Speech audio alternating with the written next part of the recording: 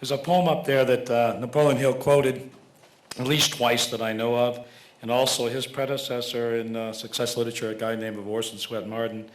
It was written by a woman in about 1906 named Ella Wilcox. And she had a soulmate that she loved more than anything on earth. And they agreed whoever died first, the other one would contact him. And when her husband died, he never contacted her. So she spent the rest of her life traveling country to country and talking to the great religious people of her time, trying to find out why he never contacted her. But if you read that poem, that stanza, you'll see why Napoleon Hill thought so much about it. It's also very appropriate to what I'm going to talk about today. According to the Holy Quran, Allah tells Adam and Eve not to approach the tree of life. Of course, this differs from the biblical version in which they are told not to eat from the tree of life. Another difference is that according to the Holy Quran, Satan tempts both Adam and Eve, who then approach the tree together. But in the biblical version, Satan first tempts Eve into eating, and it is Eve who gets Adam to eat from the forbidden fruit. Now, what is clear from both versions is that at creation, mankind was given three great gifts: human life with its immortal soul, the Garden of Eden, and free will.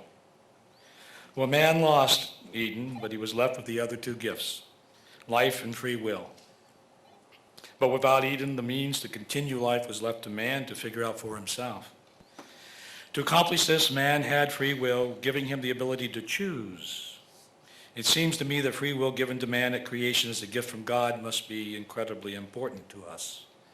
I believe free will is one of the unnamed riches of life, and it is perhaps the most important one. We are free to make choices. We choose to hate, or we don't. We choose to love, or we don't. We choose to believe, or we don't.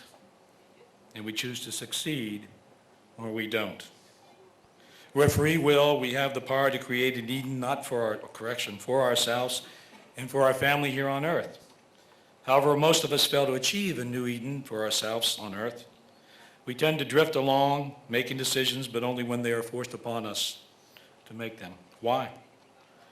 We do this because it is safe and because we are afraid of change. We choose to drift through life. Napoleon Hill believed that drifting is the greatest reason for failure in life. In fact, he lists drifting first and foremost among the 54 possible reasons for failure. He wrote that it is just easier to follow the course of least resistance, to go with the flow, to drift with the current with no particular destination. I've been guilty of that myself. I drifted in spite of being Napoleon Hill's grandson, and I drifted in spite of being able to bear witness to the truth of his words. I drifted for 25 years because I possessed job security. I was reasonably well paid. I felt good about myself. I drifted because I had no reason to change. But most of all, I drifted because I had no long-term goals and no burning desire. Phil Taylor once told me that motivation starts somewhere between inspiration and desperation. He was exactly right in my case. Now, this did not mean that I had forgotten all my dreams during those 25 years of drifting. I still dreamed all right, but I had traded any hope of achieving my dreams for job security. For me, drifting felt like waiting for something to happen. Drifting leads to an unplanned future with only the certainty of an unexpected and premature old age. The planned future requires thought. But drifting is just the symptom that stems from the real problem that we all face: controlling our mind and overcoming fear. Fear of the unknown, fear of change. When we form a thought, brain cells called neurons will fire. Holding that thought causes these neurons to recruit other neurons into a network. When you drop that thought, the network unravels and the thought simply becomes a memory. Repetitive thinking that thought, however, reinforces that memory to build a stronger network, one that is able to retain its structure until it is needed again. In effect, the brain rewires itself to facilitate thinking a certain thought. This is an example of what neuroscientists are today calling neuroplasticity. Remember that word, neuroplasticity, the mind's ability to rewire the brain. Researchers have learned that thought is the agent that can be used to direct the brain and its subconscious. Physicians use cognitive therapy to overcome fear, to promote health, to reduce pain, and even to elevate mood. Some drug therapies will do this as well, but unlike drug therapies, cognitive therapy can be permanent. The new understanding of the brain shows that the front of the brain, called the prefrontal cortex and frontal cortex, can reorganize the entire brain. This part of the brain can be thought of as a conscious mind. It's focused by conscious thought and provides us with the means to rewire our brains and to achieve a goal, any goal. Today, when healthy eating has become almost vogue, it is popular to say that we are what we eat. That may be true, but science is also telling us now that we become what we think. For example, Tibetan monks meditate for several hours each day. The Dalai Lama sent 10 of these monks to the United States to participate in brain mapping studies. Their brains were measured during meditation, and the part of the brain involved in mood, depression, joy, and personality was very active while they meditated. Furthermore, the same area of the brain remained active for long periods after meditation ceased. These areas are rarely active in people who do not meditate and do not pray. The monks meditate to achieve inner peace and tranquility, and we now know that the process of meditation builds these neuronal networks and makes this possible. Although Sahadra Gautama Buddha's path of tranquility is thought of as a spiritual path of awakening today, it is nevertheless real and available to all of us to some extent without the need for religious associations. Mother Teresa was a Nobel laureate from the Franciscan Order of Nuns, which cares for the poor, the sick, and the orphaned, and the dying. Nuns from this order pray 5 times a day. During prayers, the part of the brain involved in empathy has been studied, and it was found to be extremely active. The nuns leave prayer pious, joyful, and rededicated to caring for the helpless. World-famous mathematicians and taxicab drivers have something in common. They spend a large amount of time using the spatial relations part of the brain called the hippocampus. The hippocampus of these people demonstrates high levels of activities, even when they are through work for the day. Try getting to sleep at night after you play chess for a few hours. You'll understand what I mean. Can your mind do more with thought? Yes. Success Through a Positive Mental Attitude is a landmark work written by Napoleon Hill and Clement Stone. The book is so well known that its title is almost a cliche, and every serious success writer stresses the need for positive thinking. Even Mark Victor Hansen's new book uses positive thinking in the title of its new book. Now, Deepak Chopra recently pointed out that negative thinking can also be useful. In fact, negative thinking is essential for framing a problem to find its solution. It is how we identify the tasks that we need to accomplish. But what is the value of positive thinking? Well, positive thinking is used to overcome fear, gain confidence, and stimulate action toward a goal. All powerful reasons for encouraging positive thinking. There are more reasons, however. Recently, several medical journal articles have reported that a positive mood will enhance overall problem-solving ability, and in particular, increase the use of insight to solve problems. So positive thinking actually makes us smarter. Talking about something frequently will cause you to think about it more often until it becomes a habit. It is up to you to decide if you want your habits to be negative or to be positive. This is the basis of cognitive therapy. Other studies show that focused, planned, repetitive thinking can be used to overcome depression and fear.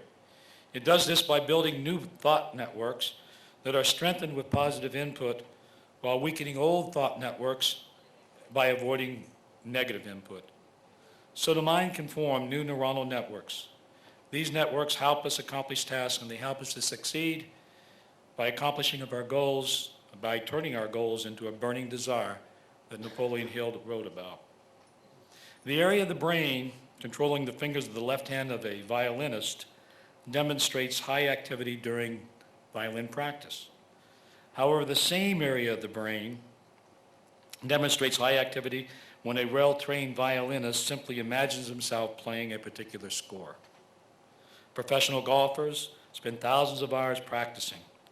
This bundles neurons together that control the physical body into networks that are needed to play golf.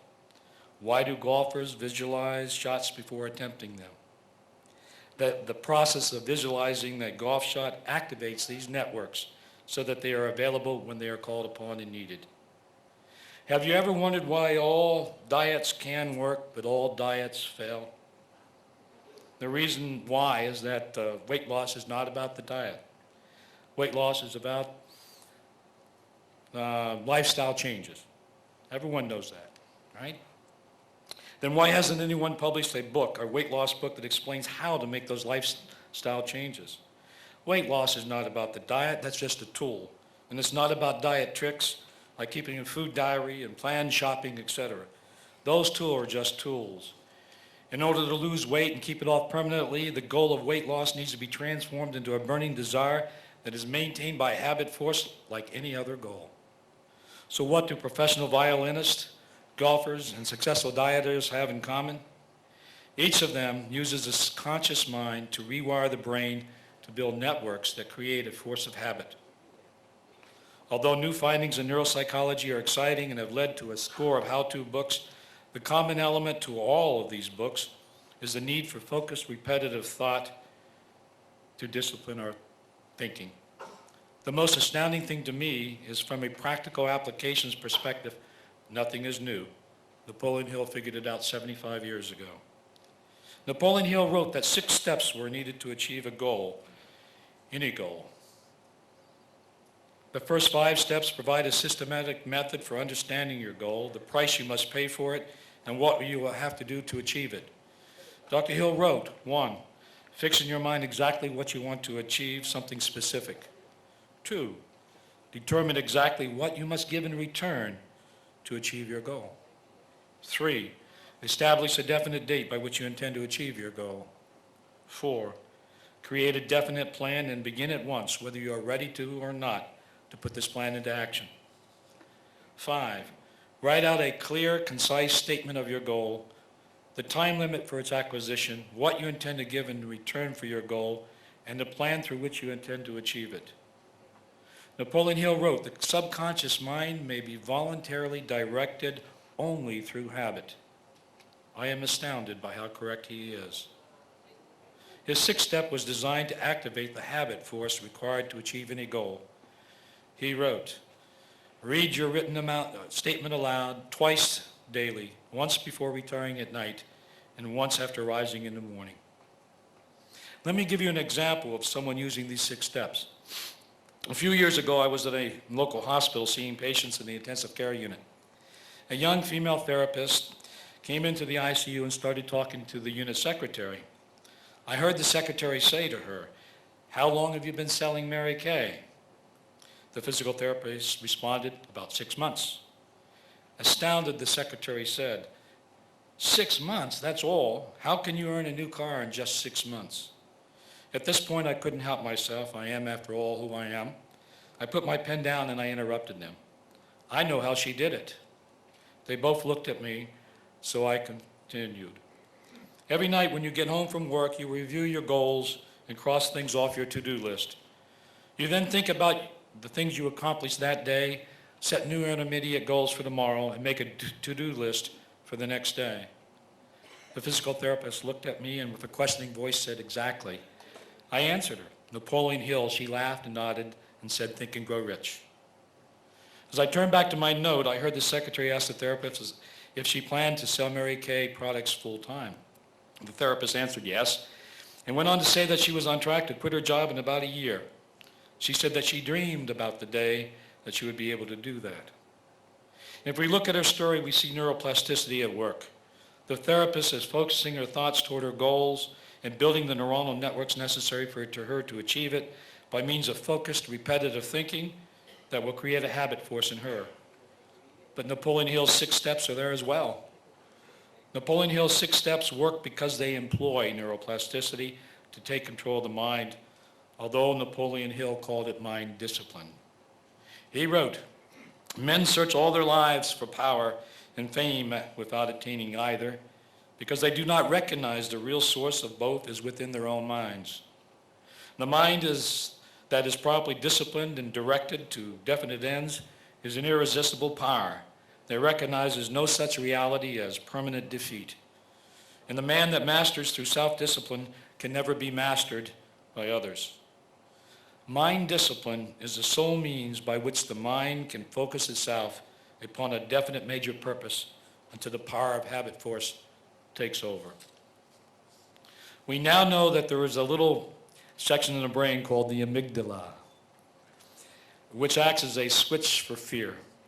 Unfortunately, it is programmed at birth to be 5 times more cautious than not, and it will sometimes turn on when it should be turned off. Fortunately, the amygdala is also neuroplastic. It produces new brain cells that can be programmed by experience and thought to overcome fear. For example, a little boy's instinct is to flinch to protect his eyes from an approaching object, even if that object is a ball that he wants to catch. The little boy overcomes that fear by practicing until he can keep his eyes open and catch a ball. This is achieved by rewiring the amygdala. That is by developing new neuronal pathways to overcome and bypass fear. Overwhelming fear causes excessive sweating, heart palpitations, and shortness of breath. This is what happens to people suffering from panic attacks, which can strike for no reason at all. I once had a female patient who suffered from agoraphobia, a fear of wide open spaces because they induced panic attacks in her. After a while, just the thought of a wide open space caused her to have a panic attack. She secluded herself into her small home from which she was afraid to venture. Her therapy, which was called cognitive therapy, involved teaching her how to take control of her mind. One of the techniques used is to ask the patient to spin herself around in a typer's chair. This can induce excessive sweating, heart palpitations, and shortness of breath, the symptoms experienced during a panic attack. Once the patient learns that she can induce these symptoms, she will lose her fear and gain control of her mind. Cognitive therapy takes advantage of the brain's neuroplasticity to fix the amygdala by developing new positive networks. The human brain was engineered for caution. Early in life, we learn by our mistakes. For example, a little boy will be fearless of height until he falls and hurts himself. Afterward, he can become terrified by height. He may even avoid climbing a tree to reach a nice apple. The reason why is that the boy's brain added height to the neuronal networks that created the sensation of fear. The brain is very good at caution. In fact, the brain is much more likely to avoid risk than it is to seek associated rewards. Fear is the method by which the brain protects us. So fear is part of the human instinct and works well for survival. Unfortunately, it also works against those of us striving for success. It is impossible to achieve success without some risk, some fear. If nothing else, we fear the embarrassment of failure. Achieving success means that we must conquer our fear. Napoleon Hill wrote about fear in Think and Grow Rich. He wrote that success has 3 enemies: indecision that morphs into doubt, that is the basis of fear. He listed 6 fundamental fears and said that each translated into a state of worry through indecision. He wrote, "Relieve yourself forever of the fear of death by reaching a decision to accept death as an inescapable event. Whip the fear of poverty by a decision to get along with whatever wealth you have without worry. Put your foot upon the fear of criticism by reaching a decision not to worry about what other people think, do, or say. Eliminate the fear of old age by reaching a decision to accept it, not as a handicap, but as a great blessing, which carries with it wisdom, self-control, and understanding not known to the youth. Acquit yourself of the fear of ill health by the decision to forget your symptoms. Master the fear of loss of love by reaching a decision to get along without love if that is necessary." He went on to write, "Kill the habit of worry in all its forms by reaching a general blanket decision that nothing which life has to offer is worth the price of worry." He said that with this decision will come peace of mind, poise, and calmness of thought that will bring you happiness. So Napoleon Hill told us to use thought to conquer fear and to use thought to take control of our minds. These are the 2 essential things that we must do to stop drifting through life. It took more than 75 years, but science is now telling us to do exactly what Napoleon Hill told us to do all those years ago. When Napoleon Hill interviewed J.P. Morgan and J.D. Rockefeller and Andrew Carnegie and all the others, he found that they had all done exactly the same thing, although they each used different means, railroads, oil, steel. They had all learned to take control of their minds, and they had found their way to grow rich. The mind appears to be the means by which we can connect to the spiritual world, or the universal consciousness, as Napoleon Hill called it. If true, if he is right, it would seem that the mind must also be the means by which our souls are able to experience this world. Now, how much and whether or not this two-way connection influences us is a matter best left for the theologians to debate. But for those of you who meditate, and for those of you who pray often, I rather think you already know the answer to that. My grandfather popularized the saying, what the mind can conceive and believe, it can achieve. Believe it. Peace be with you.